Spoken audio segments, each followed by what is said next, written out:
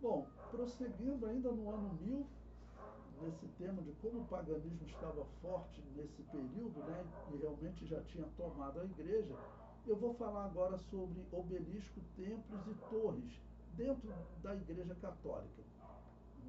Bom, eu começo citando exatamente aquele livro Babilônia, a Religião dos Mistérios, e ele fala, esse historiador fala sobre como era a religião do mundo antigo, que é uma questão inquestionável.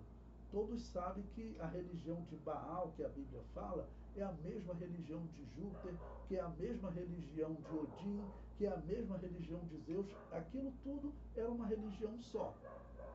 E eu estou mostrando para vocês que nesse período, essa igreja de Roma já tinha adotado essa religião de forma total. Veja o que esse historiador diz. Originalmente, o obelisco estava associado com a adoração do sol, um símbolo de Baal, que era um dos títulos de Nimrod. Os antigos, tendo rejeitado o conhecimento do verdadeiro Criador, vendo que o sol dava vida às plantas e ao homem, olhavam para o sol como um deus, o grande doador da vida. Para eles, o obelisco também tinha um significado sexual, sabendo que através da união sexual era produzida a vida. O falo, o órgão masculino da reprodução, era considerado, junto com o sol, um símbolo de vida. Essas eram as crenças representadas pelo obelisco. Né? Todos que estudam a religião egípcia, né? Que era o local onde se destacavam esses obeliscos, sabe disso. Tá bom?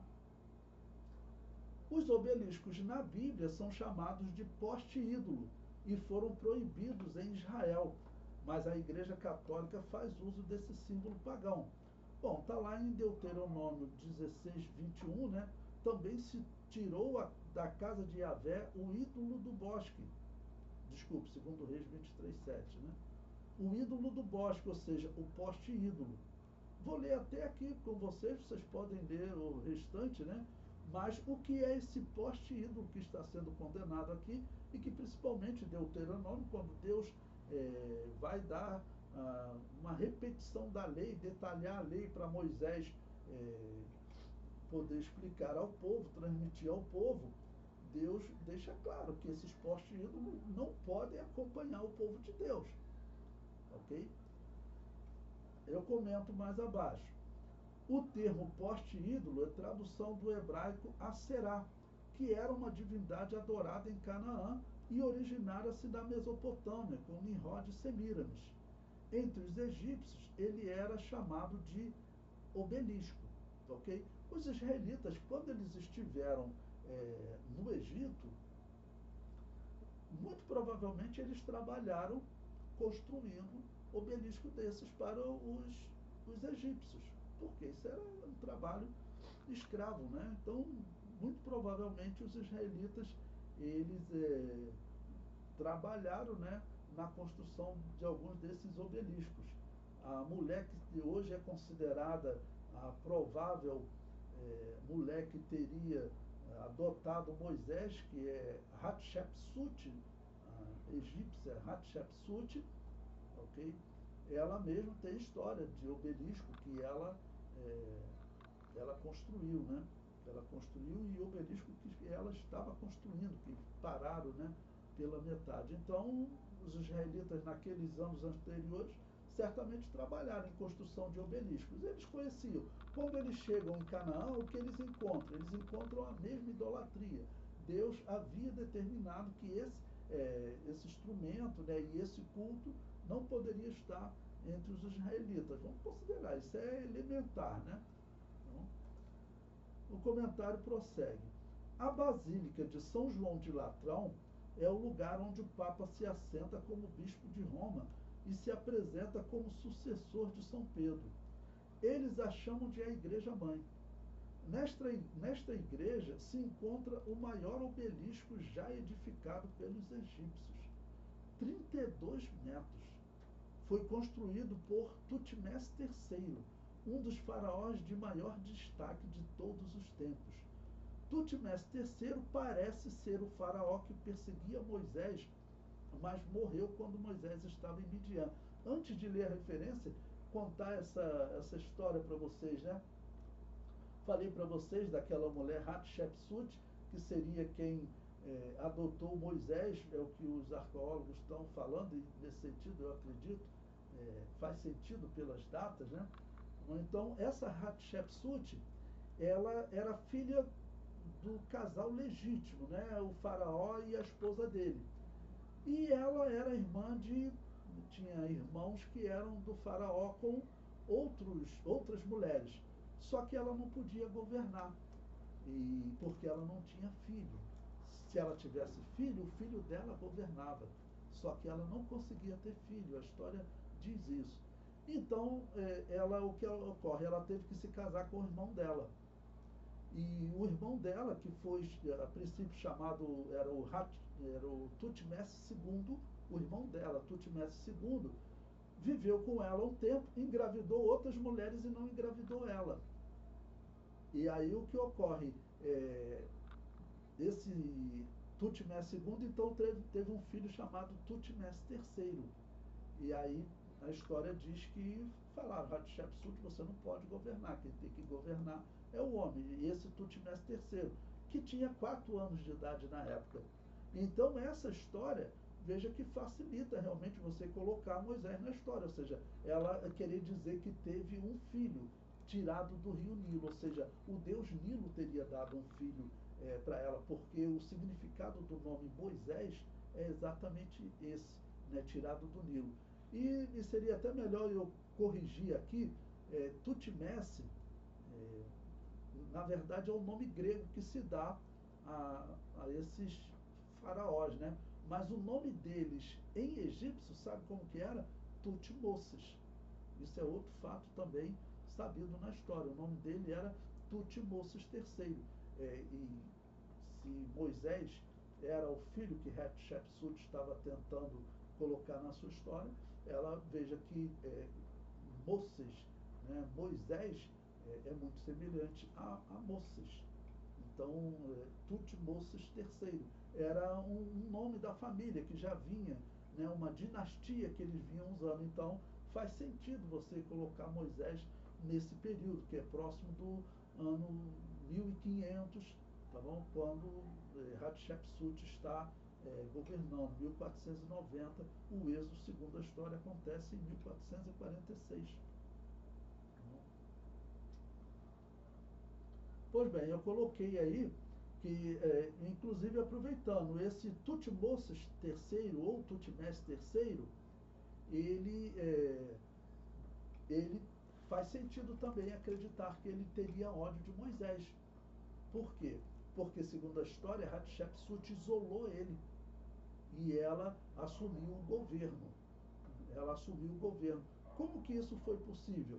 Então, por isso que eu disse, é nesse período que Moisés se encaixaria, ela dizendo, olha, eu tenho um filho, e se eu tenho um filho, eu tenho direito de ser regente. Então, ela isolou o menino, o Tutmoses III, ele acabou se tornando comandante do exército, e aí se tornou um grande guerreiro, um vencedor, ok? Um vencedor, se tornou famoso na história. Ele é chamado o Napoleão do Egito, de tantas que foram as suas conquistas, até que Hatshepsut morre e então ele assume o trono, né? E aí faz sentido ele querer matar Moisés, porque Moisés teria sido aquele que estava sendo preparado para governar, mas seria uma fraude, né? Seria uma fraude que Hatshepsut teria feito. Bom, então em Êxodo 4,19 diz, disse também Javé a Moisés em Midian, volta para o Egito, porque todos os que buscavam a tua alma morreram. Então, quando fala aqui aqueles que buscavam a tua alma, provavelmente era esse irmão marido de Hatshepsut, porque ela, eu não me lembro a idade dela, mas que ela tinha mais de 40 anos, ela teve que se casar com o irmão dela de 4 anos de idade. E aí, nesse período, claro, ela substitui o menino no poder, né? O comentário prossegue. É significativo que a Igreja de Roma mantenha esse poste ídolo do homem que perseguia o representante do povo de Deus. Tanto que esse homem ele se tornou um vitorioso e conquistou muitos muitos dos inimigos, venceu muitas guerras e ele ficou muito rico também, ok? Ele ficou muito rico também. Então, esse poste ídolo que ele fez era o maior, até hoje o maior já construído pelos egípcios, o maior que os egípcios tinham construído. Então a Igreja Católica fez questão de pegar aquele poste ídolo e botar lá em Roma, no meio da Praça do Vaticano. Lembre-se o que significa Vaticano. Vaticano é o nome de uma divindade romana. Então, assim, não dá para ser enganado com essas coisas. Eu sempre digo que a pessoa tem que se esforçar muito para ser enganado com uma história dessa. O comentário prossegue. É significativo que a igreja desculpa, eu já li essa parte, mantenha esse poste ídolo, né, daquele que perseguia Moisés. O comentário prossegue. Agora na página 42. Outro obelisco encontrado em Roma, na Praça de São Pedro, é o obelisco de Nencóreo, faraó da 12ª dinastia, que viveu próximo dos dias de Abraão. Eles têm vários postes ídolos, vários obeliscos desse lá em Roma e em outras partes do mundo também. Por quê? Normalmente onde a maçonaria vai, ela leva. Nos Estados Unidos, é sabido que foi a maçonaria que organizou, né, os Estados Unidos. George Washington, é sabido, ele aparece lá com os símbolos maçons, ele era maçom, foi a maçonaria que organizou. O que ela fez? Ela levou também esses postes ídolos. Ela levou esse poste ídolo. Um terceiro obelisco que merece destaque é o que se encontra no centro da Piazza del Popolo, um obelisco de 24 metros, da época de Ramsés II e Merneptah, do século 13 a.C. A edificação de postes ídolos ou obeliscos iniciaram na Babilônia com Nimrod e Semíramis. Nimrod iniciou a religião pagã que dominou o mundo antigo. Bom, eu vou colocar textos aqui de alguns historiadores, enciclopédias. Vou colocar agora um texto da Enciclopédia da Bíblia, de Tenel Merrill, que é uma enciclopédia conceituada, para que você não tenha dúvida do que eu falo. Veja o que ele diz.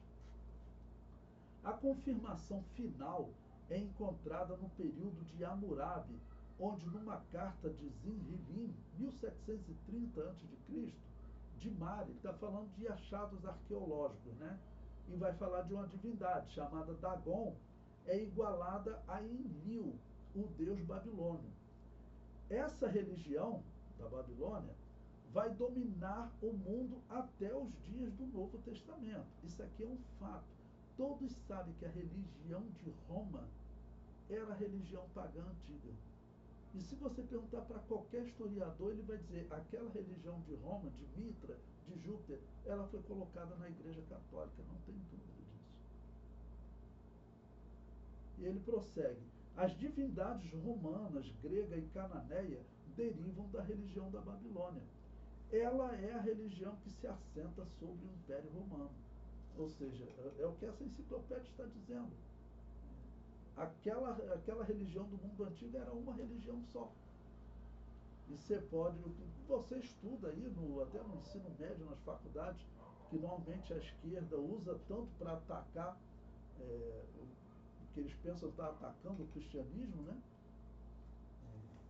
Na verdade, o que eles estão descrevendo é uma união da religião da Babilônia, que estava lá em Roma, com a Igreja de Roma, com a Igreja Católica.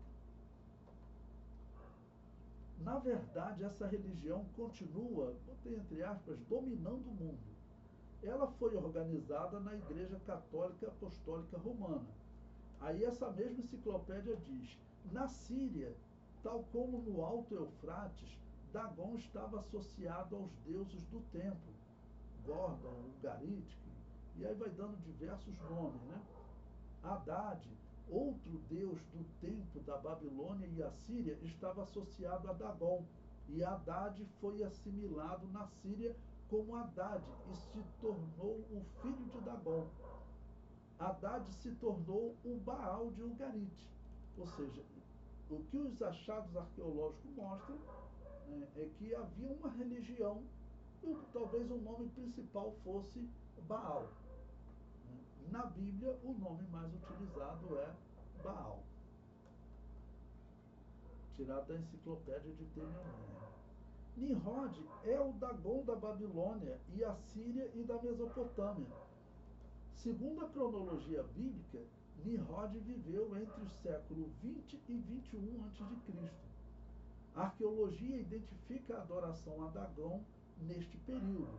Aí coloco aí outro texto, né, dessa enciclopédia da Bíblia. Ela diz: visto que o templo de Baal foi construído seguindo o modelo de Dagon, e considerando que a evidência de inscrição aponta para a fundação do último em 1910 a.C., o templo de Dagon iniciou sua história pelo fim do ano 20 a.C., ou seja, próximo do ano 2000, tá bom? A identificação do templo com Dagon é atestada pelos 2 monólitos com dedicatórias encontradas no local. Bom, século 20 a.C. vai até o ano 2000 a.C. Você pode pesquisar na história, na cronologia bíblica. Segundo a cronologia bíblica, o que está acontecendo próximo do ano 2000 a.C., 2100 a.C.?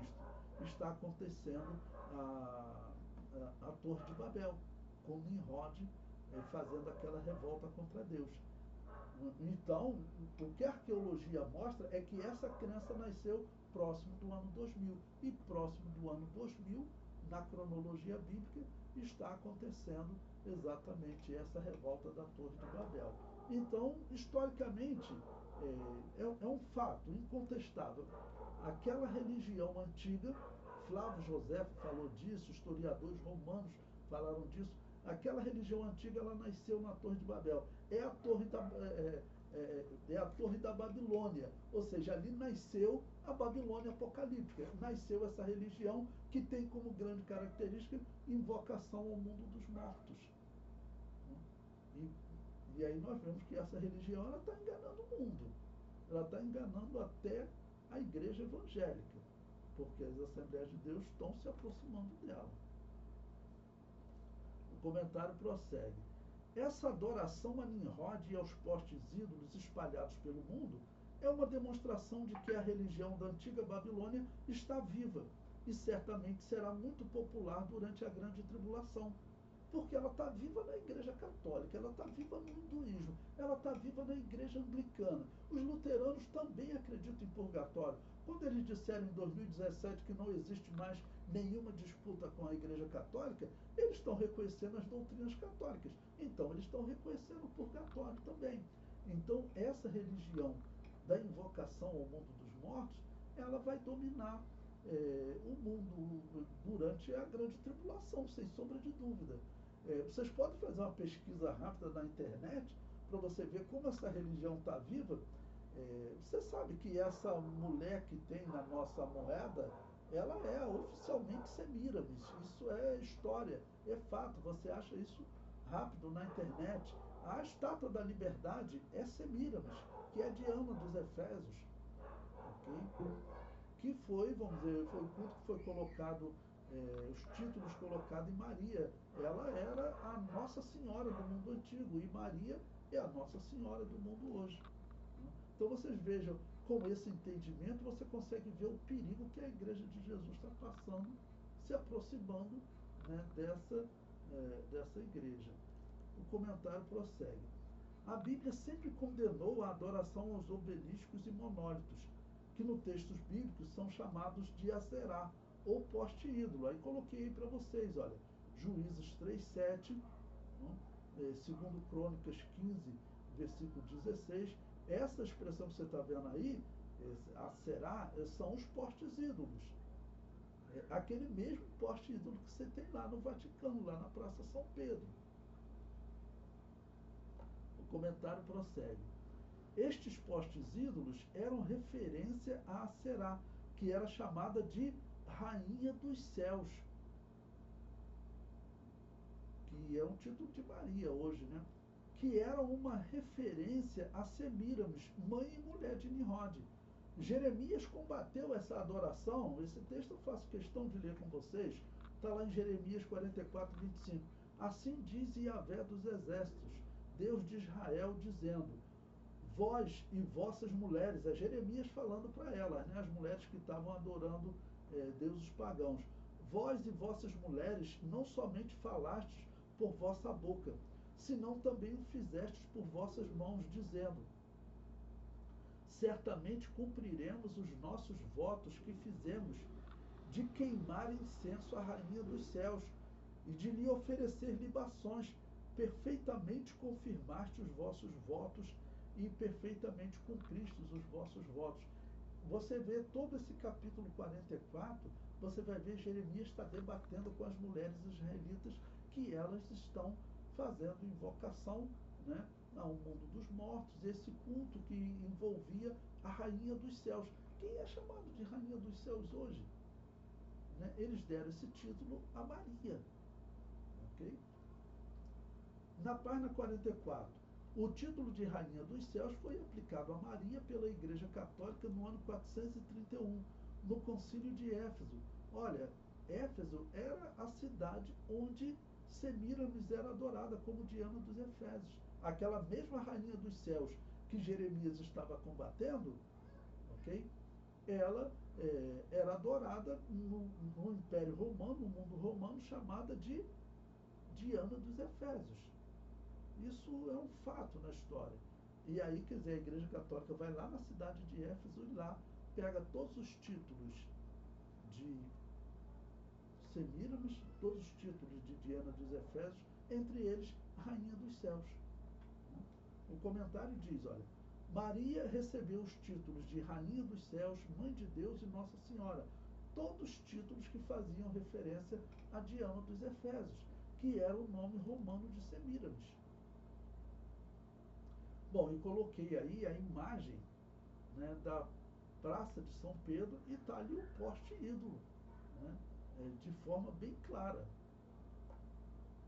E aí eu comento para concluir. Até o formato da Praça de São Pedro, que aparentemente é um formato de fechadura, na verdade é um antigo símbolo pagão. Esse símbolo ele é encontrado no Egito Antigo, no mesmo local onde haviam esses postes ídolos.